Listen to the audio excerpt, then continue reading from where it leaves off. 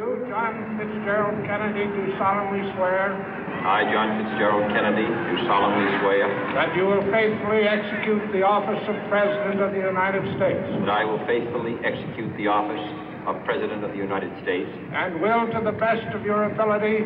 And will, to the best of my ability. Preserve, protect, and defend the Constitution of the United States. Preserve, protect, and defend the Constitution of the United States. So help you God. So help me God.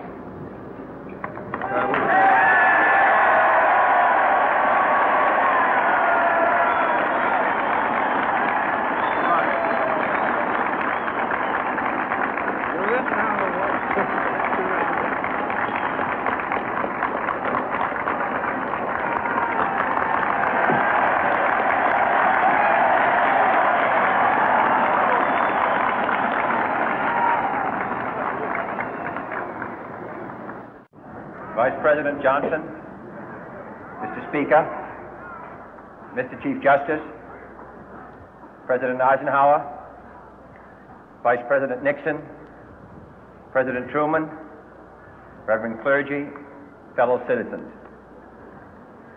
We observe today not a victory of party, but a celebration of freedom, symbolizing an end as well as a beginning, signifying renewal as well as change.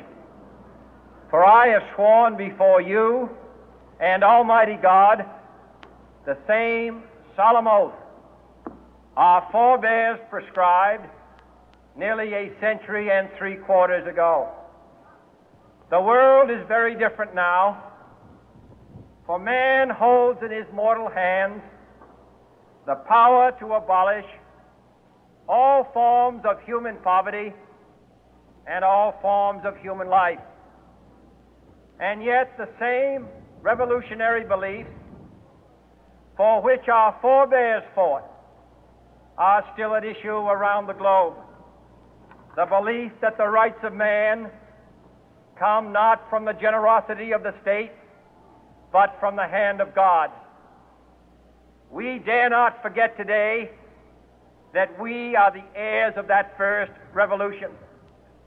Let the word go forth from this time and place to friend and foe alike that the torch has been passed to a new generation of Americans born in this century, tempered by war, disciplined by a hard and bitter peace, proud of our ancient heritage, and unwilling to witness or permit the slow undoing of those human rights to which this nation has always been committed and to which we are committed today at home and around the world.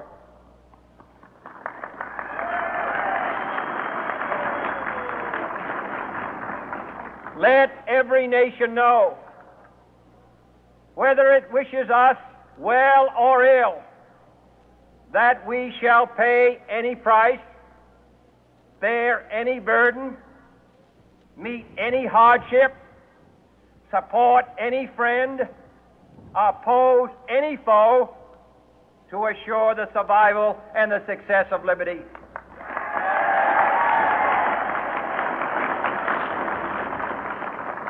This much we pledge and more.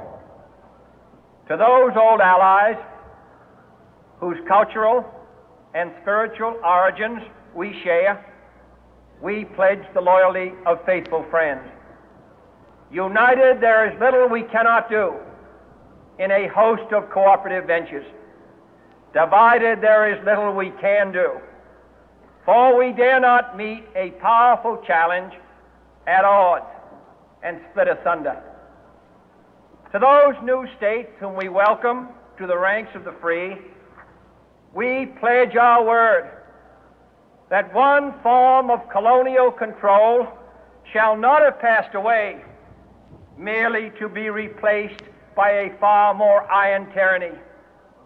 We shall not always expect to find them supporting our view, but we shall always hope to find them strongly supporting their own freedom, and to remember that in the past, those who foolishly sought power by riding the back of the tiger ended up inside.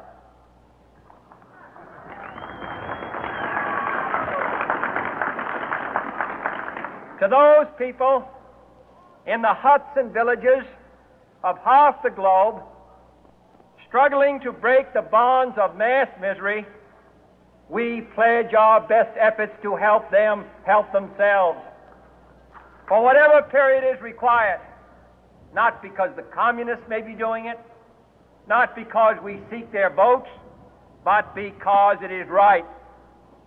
If a free society cannot help the many who are poor, it cannot save the few who are rich.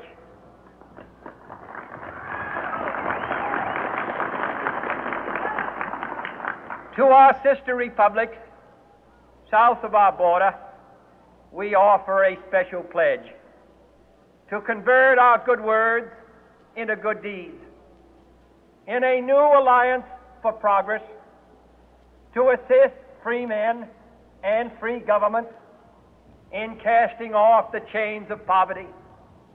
But this peaceful revolution of hope cannot become the prey of hostile powers.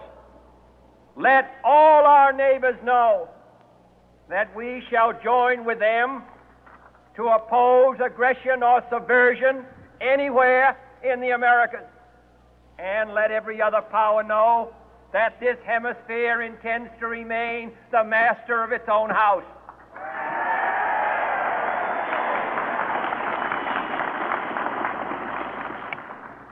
To that World Assembly of Sovereign States, the United Nations, our last best hope, in an age where the instruments of war have far out